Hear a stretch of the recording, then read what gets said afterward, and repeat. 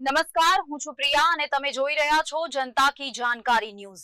નજર કરીએ આજના સમાચાર ઉપર। શાપરમાં ભાજપ દ્વારા વેરાવળ 34 જિલ્લા પંચાયતના ઉમેદવાર ધમેશભાઈ ટીલાડાનું કાર્યાલયનું ઉદ્ઘાટન કરાયું।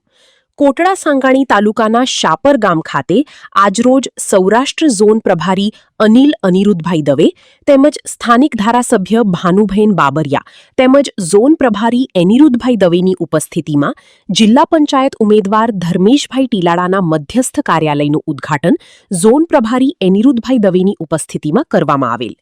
તાલુકા ભાજપ પ્રમુખ જતીનભાઈ સિતપરા, મહામંત્રી યુવરાજભાઈ ખાટરિયા, કિશોરસિંહ જાડેજા તેમજ શાપર વેરાવળના સરપંચ રવિરાજસિંહ જાડેજા, જયેશભાઈ કાકડિયા સહિત તાલુકાભરમાંથી વિવિધ કક્ષાના હોદ્દેદારો ઉમટી પડ્યા હતા। કમલેશ વસાણી, શાપર।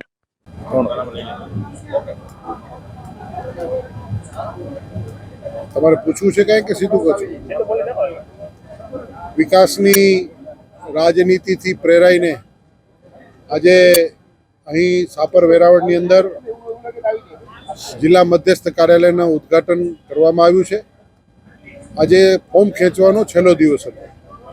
વિકાસની રાજનીતિથી પ્રેરાઈને કેટલાય લોકોએ માનનીય નરેન્દ્રભાઈ મોદી સાહેબના નેતૃત્વમાં વિશ્વાસ વ્યક્ત કર્યો છે અને ભારતીય જનતા પાર્ટીને રાજકોટ જિલ્લાની અંદર 3 તાલુકા પંચાયતની સીટ અને 24 જેટલી નગરપાલિકાઓની સીટ બિનહરીફ આપેલી છે।